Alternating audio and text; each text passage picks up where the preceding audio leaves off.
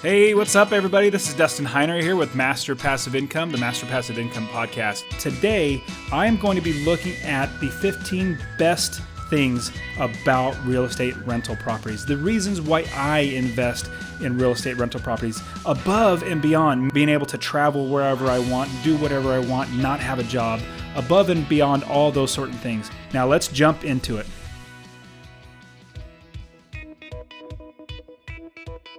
Welcome to the Master Passive Income Podcast, where we talk about investing in real estate rental properties with a special focus on making enough money so you can quit your job and live the dream life. And now, here is your host, Dustin Heiner. Hey, what's up, guys? Welcome to the Master Passive Income Podcast. This is the first episode. Thank you very much, you guys, for listening to this podcast episode. And I am recording today in London, England. Can you believe that? Now, obviously, I'm an American, and I live in America, actually in Arizona, to be specific. But here I'm in London with my family on a 6-week vacation. That's right, 6-week vacation, mostly because I don't have a job. I don't need a job, and my rental properties bring enough money in so that I don't need to work a job. All my money comes in. It's called mailbox money, basically. So I do no work and still get money every single month.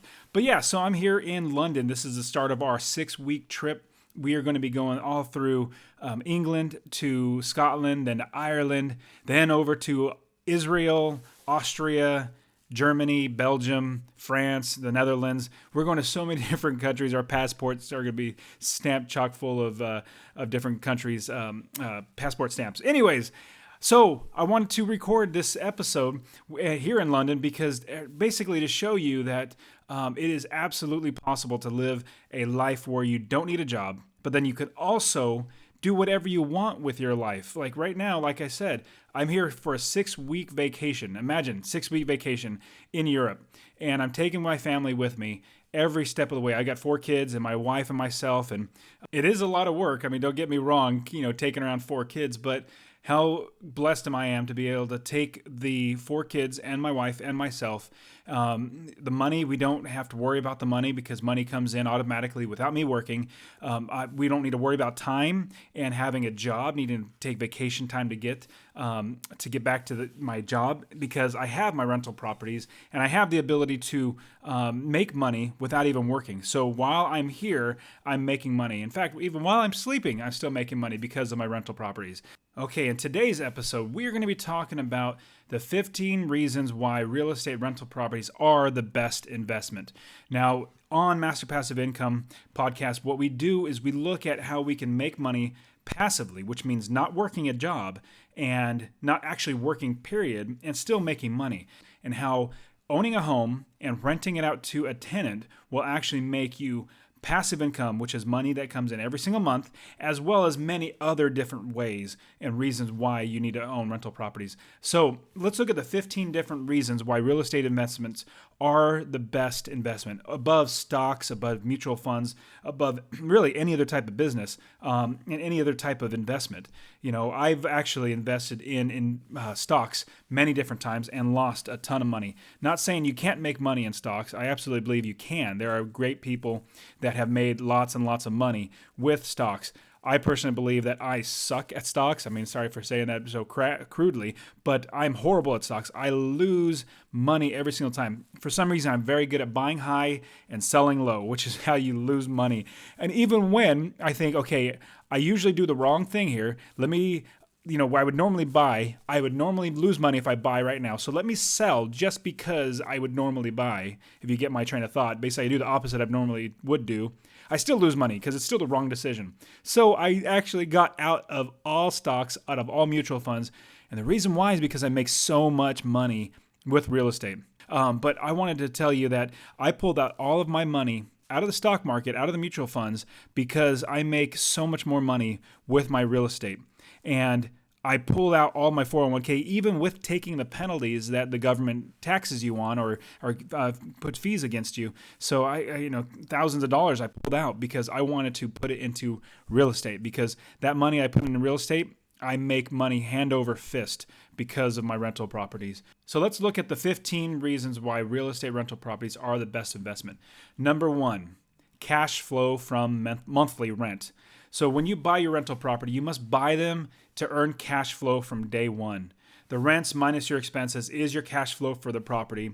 And honestly, it's not uncommon to have anywhere from $200 to $300 in monthly cash flow from each property you own. Wouldn't that be amazing that you buy one property and you start making $200 to $300 a month in passive income just coming in your pocket? So imagine, you normally get a paycheck every, 2 weeks? What they normally do is they tax you, they put out Social Security, they pull out Medicare, they pull out a whole bunch of stuff. But this is money that comes in your pocket directly. It's passive income as well. It's not earned income. Earned income is taxed at a greater rate. It's taxed at 35% on top of other taxes you get charged. But this is a capital gains type of taxable income. So instead of being charged 35%, you're only getting charged 15 or 18%, whatever the going capital gains rate is. So right now, I'm getting taxed much less. So I'm jumping into a whole nother one, but cash flow from monthly rent. So you have your income minus your expenses. Your income would be your rents, so whatever you're collecting from your rent. So imagine you're renting a home for $1,000 a month. Well, that income is not all going in your pocket, but a portion of it is if you buy it right. So your expenses would be things like your mortgage, if you have a mortgage against a property, your property manager, any maintenance, any vacancy factor, any if it's vacant 1 month, you got to factor that in. You got to estimate how much it would be cost to do that. Your insurance, things like this that I teach through my blog, Master Passive Income, and the courses that I have. So I teach how to calculate all these expenses and subtract them from your income. Now, let's say you rent a house for $1,000 a month. So $1,000 a month is income that comes in from the tenant, but your mortgage is maybe $400 a month. Your property management's another $100 a month, and insurance and taxes. So let's say you estimate that your total expenses would be about $700 a month. Now, anything above your expenses that you charge for rent is income in your pocket. So if it's $700 of my expenses, that means out of $1,000, that's $300 that's going to be coming back into my pocket as passive income. Isn't that fantastic? Now, I have dozens of properties that make me over $300 a month. And the reason why is because I find properties and that basically make me at least $250 a month, if not more, but I don't buy it unless it makes me money. Now, that's the key I want to give you is if you're going to jump into rental properties, which I strongly suggest you do, I suggest don't buy any properties that do not make you at least $250 or more. And the reason why is because there's some expenses that might come up that you might not foresee. Maybe a furnace goes out. Maybe the roof starts to leak. Maybe the plumbing starts to go bad. There are some things that come up that you need to account for. And if you go any less than $250 a month in passive income, I've found that you tend to eat into your profits too much, and then by the end of the year, if you have one month of vacancy where you didn't get rent for that 1 month, well, that eats up your entire year's profit. So what I want to say is cash flow from monthly rent is where you're going to be making your money every single month. And this is what I live on. This is how I'm able to be here in London for 6 weeks or Europe for 6 weeks and not work a job because I have money coming in every single month. So all the dozens of properties I have, they bring in $300 a month. Well, that's a lot of money that I don't literally need to work. All right, number 2, equity capture.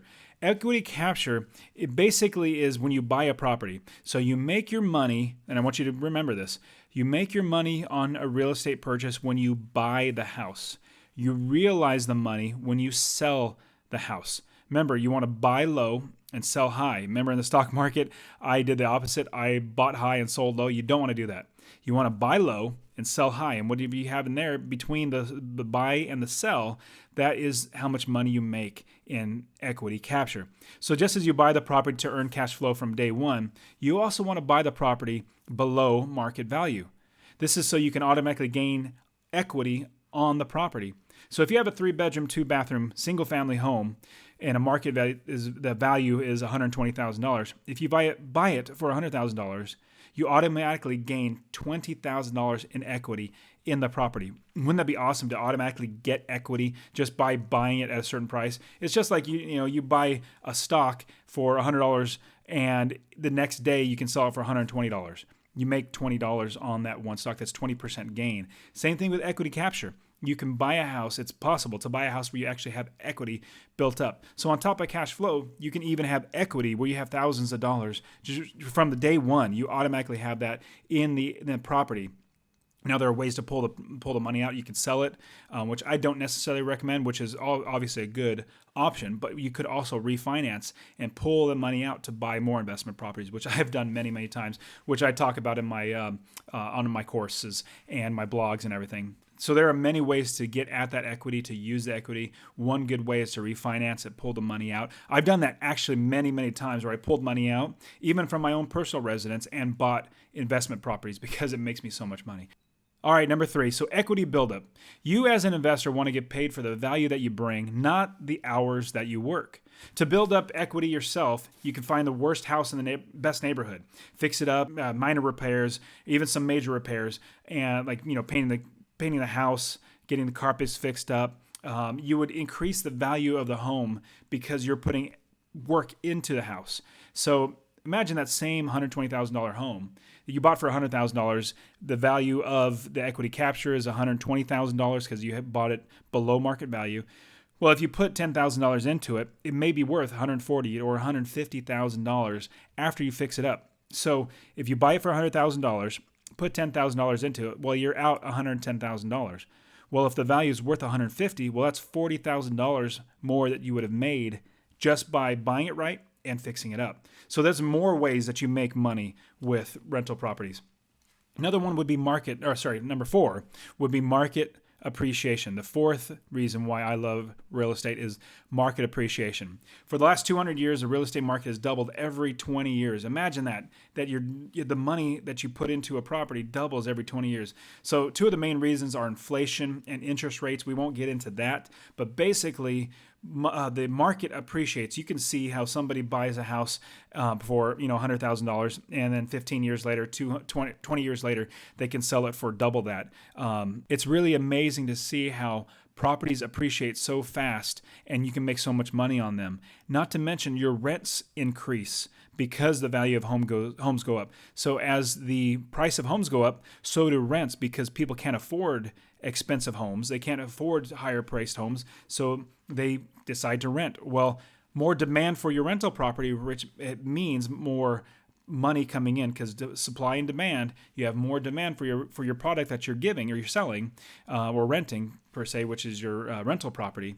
That means you have more money that you can put in your pocket because there's more people wanting to rent, so you can raise your rents.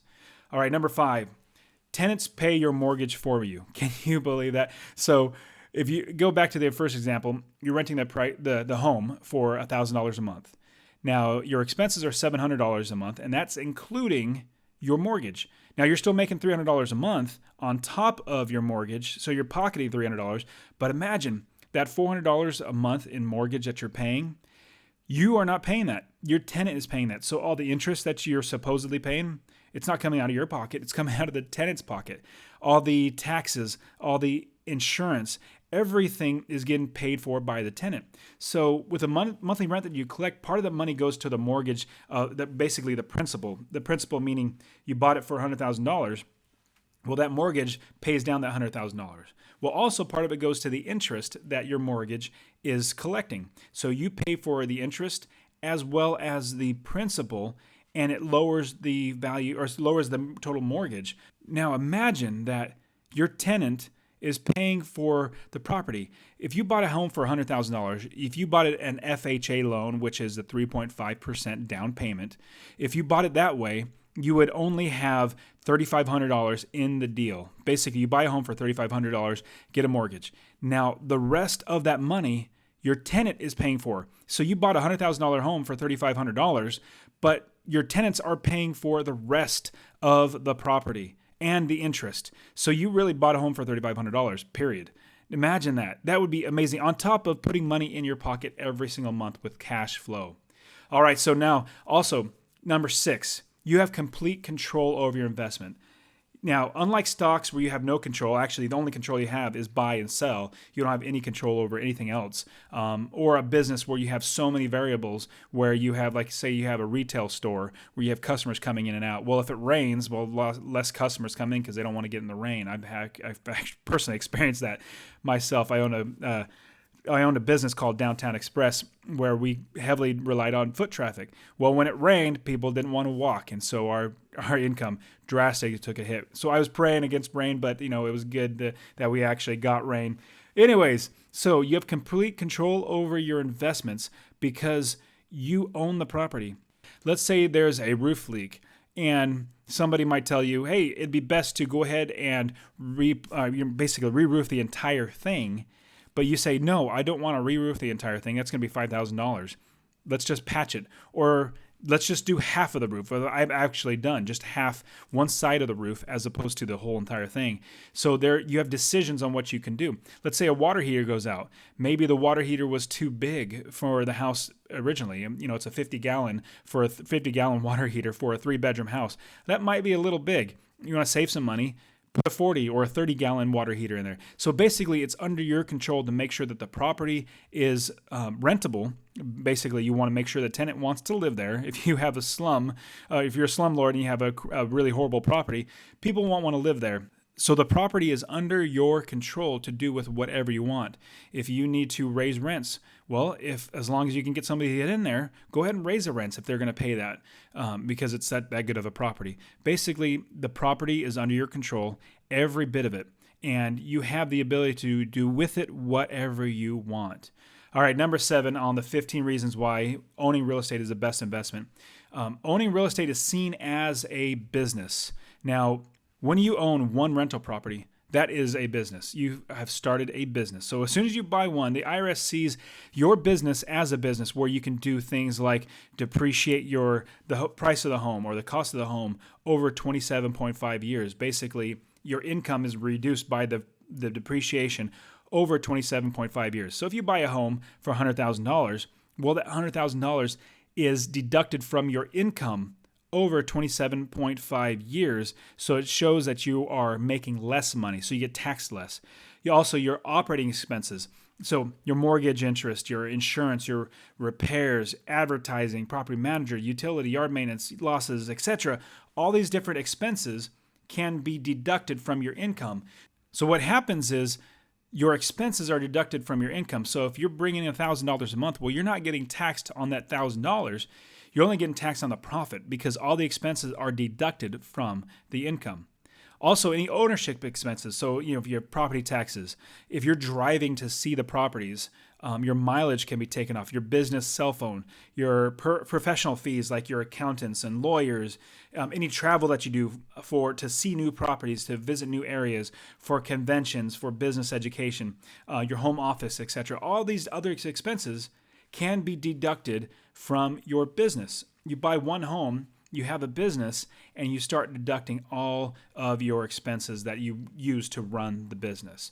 Now, I love running my business like a business and actually deducting things that I would like. I went to Texas to visit my properties to see how they're doing. Well, that is an entire expense. If I go to Illinois to look at new properties and basically use that as a way to find a new area to invest, well, that's all expenses. Even your cell phone, like I said, even your home office.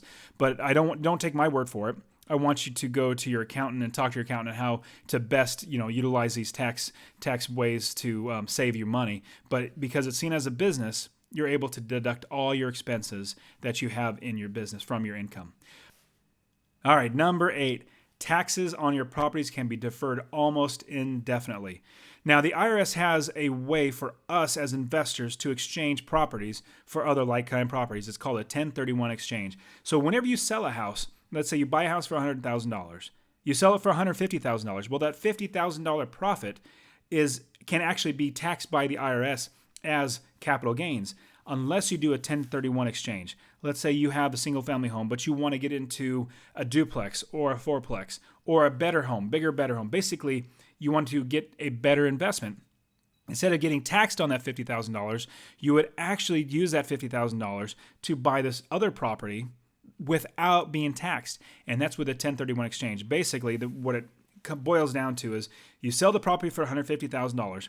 You put that $50,000, set it aside for the ability to purchase another property. Use that same money, I think it's within 90 days, to buy another property with that same money and not be taxed on that $50,000. So each time you do this, the 1031 exchange can be happen over and over and over again. So you go from a single family to a fourplex, and you don't get taxed on that profit because you do a 1031 exchange. Let's say in 5 years you sell that fourplex, you get a 24-plex, a 24 apartment complex that has 24 units. Well, in doing that, you actually take that same money that you didn't pay the taxes on the first one. The second time you don't pay the taxes again because you do another 1031 exchange. You sell that in order to get the third property. Well, each time you don't pay taxes on it, and that's deferring your taxes with a 1031 exchange. So you can keep putting it off. It's absolutely fantastic to be able to not pay taxes, or basically to defer your taxes over and over and over again. All right, number 9. You have no liability, but all control. Now, when I say you need to start a business and have a business run like a business, basically is you put the property in a company's name. You start an LLC, and I could show you how to do this. It's super, super simple. Basically, you start up an LLC. In starting up an LLC, a limited liability company, you then put the property in the limited liability company's name. Now, the owner of the property is the LLC, not you. So if you ever get sued for your property, it's impossible for them to come after you. They can only go after the owner of the property, which is the LLC, not the personal person like myself. All my properties are in LLCs, so that if I do ever get sued, it's not me that gets sued. It's whoever owns the property, which is one of my LLCs that actually owns the property. So they have to go sue my business, but they can't come after me. They can go after whatever the business has, the assets that the business has, but they can't come after me. So I have all the control, but I have no liability, which is amazing, to make sure that you don't get sued for, and people take your home, take your personal bank account. They can't go after anything that's not attached to the business as a business asset. Now let's move on to the 10th reason why real estate investment and rental properties are the best way to invest your money. So number 10 would be low volatility in the real estate market. Now I know what you're thinking. In 2008, 2009, I was in the same place where all of a sudden the real estate market just dropped and lots of people lost plenty of money. And so some people might say, well, there's high volatility there. Well, if you were investing for quite a while, you can actually see that thing coming, see that bubble bursting. I just got started. Like I literally bought my first property like 6 months before the bubble burst. So that was a little rough for me. But now, as I've been investing for over, 10, 12 years, something like that, I am able to see the market fluctuations, see when the prices are a little too high than it should be. I'm able to see things coming. But unlike the stock market, the real estate market does not change overnight.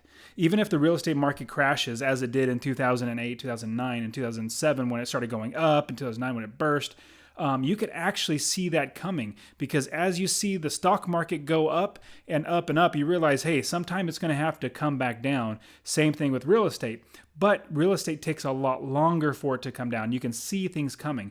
But no matter what happens in the market, the real estate market, if you learn how to buy the property right, where you're making money every single month, you'll never have to worry about a crash in the real estate market because your rent still comes in every single month. So if I buy a house for $120,000 right now, and in a year from now it's worth $80,000, which I'm definitely losing money. That's what, 40 grand I've lost in equity, but I still own the property and I'm still making a monthly rent. And rents don't come down very much. Imagine coming down maybe $25, $50 or something like that.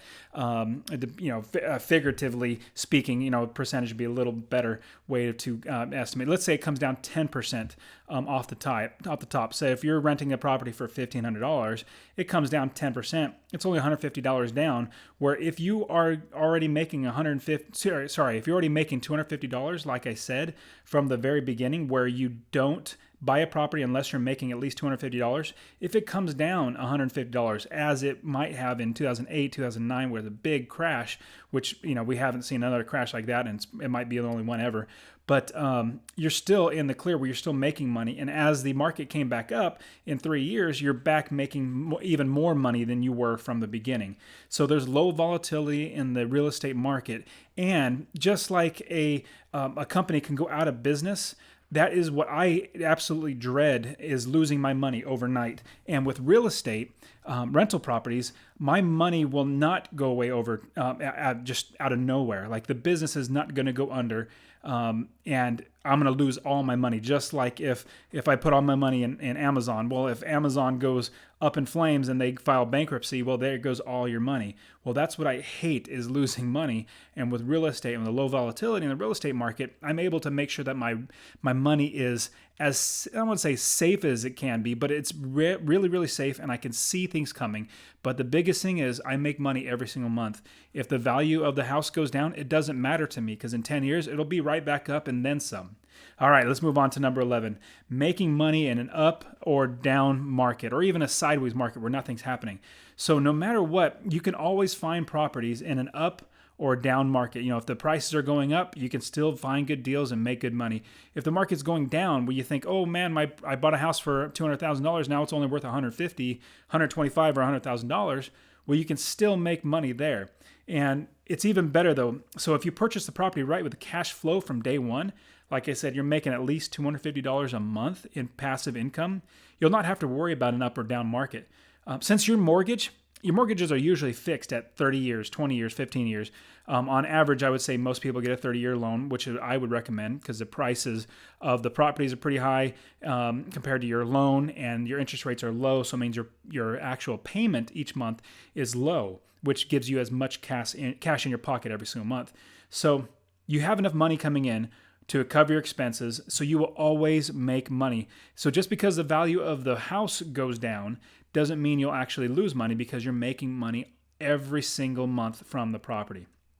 Now, number 12, so constant demand for your product. That's number 12. So imagine having a product that everybody is always going to want to buy, like maybe electricity. Think of electricity. So there's a reason why electricity companies are always going to be making money, because everybody always needs electricity. What about toilet paper companies? Their companies make toilet paper. They're always going to be in business, because people always need to buy toilet paper. No toilet paper. Nobody's want to go to using leaves or whatever else that they had to before we had toilet paper. And those companies are going to have constant demand for their product because it's so necessary. Now, your property that you buy is absolutely necessary. Somebody's always going to need a place to live, and even if the market crashes, they're still going to need a place to live. It's not like they're going to stop living in a home. They're going to figure out a way to make rent. They're going to figure out a way to make money to pay their rent. So you're going to have constant demand for your product, because everybody needs a place to live. Now, if you remember supply and demand, if you have more demand for your product, your rents can go up. So as you have more people renting, the price or your rent, how much you can charge, actually goes up. It gets better and better. So constant demand for your product. That's number 12. Number 13. Number 13 is great. I absolutely love this. This is how I grow my business exponentially, is using OPM. You guys know what OPM is? OPM is other people's money. You could use other people's money to start your real estate business by using leverage, or even just growing your business. Now, here, let me give you the scenario. Go to a banker and say, "Hey, banker, let me borrow $100,000 to buy a stock. It's $1 right now, but I'm going to buy 100,000 shares of it with your money. And would you please lend me the money?" He will laugh at you and say, "Get out of my office. I'm absolutely not giving you any money." Wouldn't he? I absolutely think he would absolutely throw you out of his office. Now, ask the same banker to borrow $100,000 to buy a home, and be ready to sign, because he's actually going to give you the contract right then and there to say, "Here's your money. I want to give you money because I'm going to make money on this. And my investment of $100,000 is locked down in a property. So if you default, they get a property. If you buy a stock with $100,000, if you default where you can't pay the loan, they're not going to get that. The stock is gone if they go bankrupt. So they're not going to give that to you. But a property, they have leverage. They have something that is collateral, which is the property. So if anything goes wrong, they're just going to take the property, sell it, and get their money back. So that's why they're willing to give you the money for a real estate purchase, as opposed to buying a stock. So when you buy a property with other people's money, your rate of return grows tremendously. If you buy a house, like at the $80,000 house, you buy it cash, $80,000, and you make $8,400 a year. Well, you spent $80,000 to make $8,400 a year. That is a lot of money. You're just going to take 10 years before you actually make your money back. But if you used somebody else's money, let's say you put down 10% or 5% or even 3.5%, like an FHA loan. An FHA loan would be 3.5% down. You're going to be putting fraction down. So if you buy, let's say, a $100,000 home and 3.5% down is $3,500. You put $3,500 down, but it makes you $2,400 total a year. You made $2,400 out of $3,500. Well, your $3,500 that you put down, you almost have all of your money back. It's almost a 100% return on your money. Wouldn't that be fantastic? So using other people's money is a great way to start your business. Now, also, here's a little key that I'm going to get into. This is another podcast episode, but I'm going to get into this really quickly, saying that you can exponentially grow your business by using other people's money. Now, when I say that, I'll give you an example. So when I first started my business, I bought my first property with cash, and I paid cash, really cheap property, only $17,000 cash. Literally, that's all the money we had. We put all that money into one property. After we bought that one property, I then refinanced that property, pulled the money back out, all that money, and then bought another house. So I really only had $17,000 into one house, and then was able to buy another house because I pulled that money back out. So I had a loan on the first house, bought the second house with that cash, so I had two houses with one loan. Then I refinanced that second house, pulled that money out, and then bought two more houses with that second house. So now I had four houses with only two loans. And if you could think, with the prices of the homes being pretty low, the total monthly mortgage for both of those, so all four properties with two mortgages, the two mortgages total were $250 a month. $350 a month. Let me take that back. $350 a month for four different properties that I now owned, and all four of those properties brought me in $500 a month. That's $2,000 a month for those four properties, minus the $300 or $350 a month, minus property management. So basically, I was clearing close to $1,200 or $1,300 with my two mortgages that I had on those two properties, plus I had four extra properties. So using other people's money is a great way to grow your business. Now, I also do want to say that you also want to be wise. You don't want to get mortgages that are, you don't want to just buy a property because hey, it looks good. I can get a really great mortgage for it, and I'm going to make $10 a month on it. Well, you don't want to do that. You want to buy right. You want to make sure you buy the property where we're making $250 a month in passive income.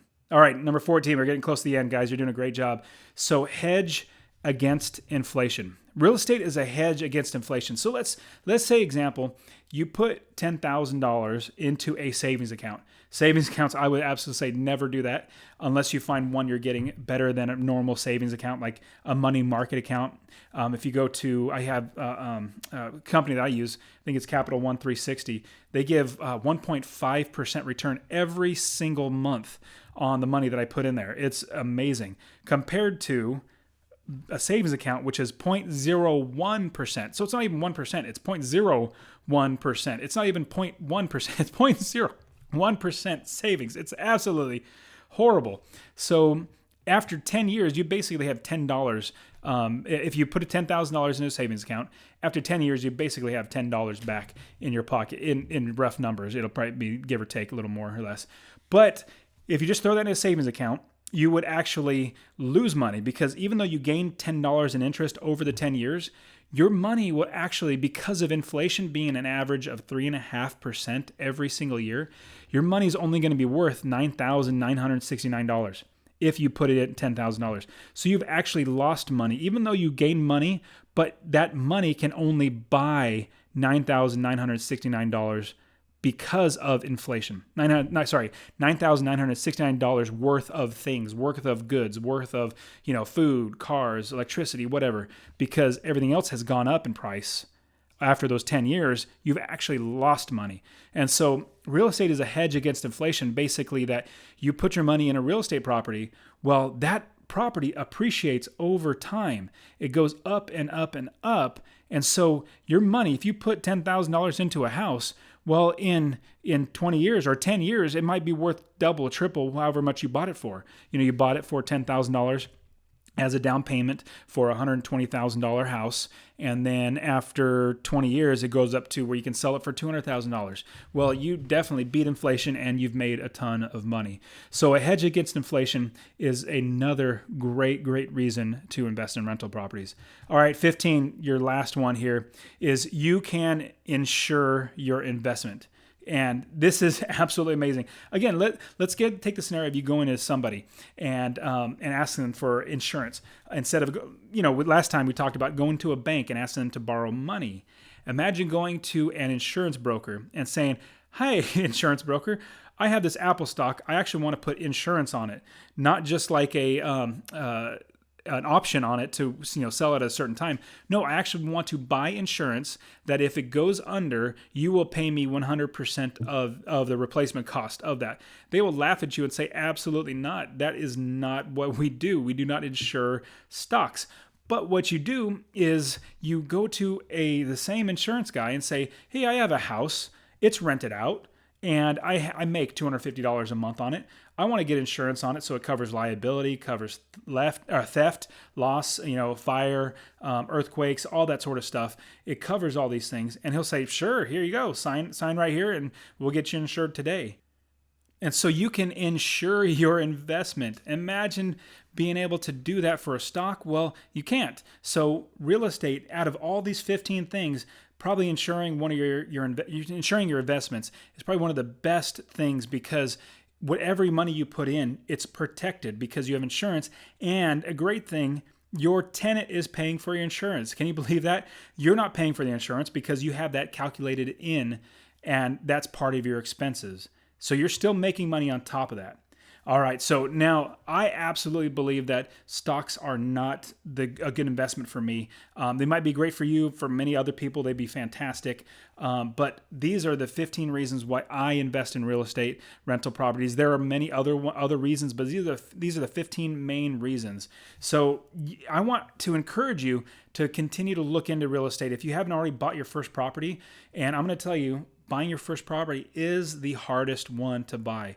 Everybody knows, everybody that has actually bought a property and has started building a real estate business, they all agree buying your first property as being solely a real estate rental property, not one that you lived in, moved out of, and then rented, which is a good strategy. But it's buying that first one, saying, "I'm looking at a house to buy specifically to rent it out, never to live in it and make money." That's always the first and that's always the hardest property to buy. And getting past that is tough. So that's what we're here. That's what I'm here for with Master Passive Income Podcast and my blog and my courses and everything. I have that. I want to help you get that first property, being able to jump past that first property into your second, third, 15th, 20th, and so on. I want to see you grow and scale a business that's going to be even bigger than you could ever imagine. And like I said, being in London and being on a 6-week Europe vacation with my family is absolutely amazing. It's been a tremendous blessing to be able to do this. And so, next we're actually on to Scotland and Ireland and Israel, Austria, all these different places that we're so excited to be in and being blessed to be able to do all these things because of the real estate that we own. All right. So, hey, this ends this episode. Hey, you guys, I'm really excited you're here along this journey with me. This is the very, very first episode of the Master Passive Income Podcast. And I encourage you to keep listening to everything I put out, because I want to give you guys free content so that you can get out there and start investing and get your life dramatically changed just like I did. All right, guys, thanks for sticking around with me and going through this list of the 15 great reasons why you need to invest in real estate and why I love investing in real estate. And I'll see you next week.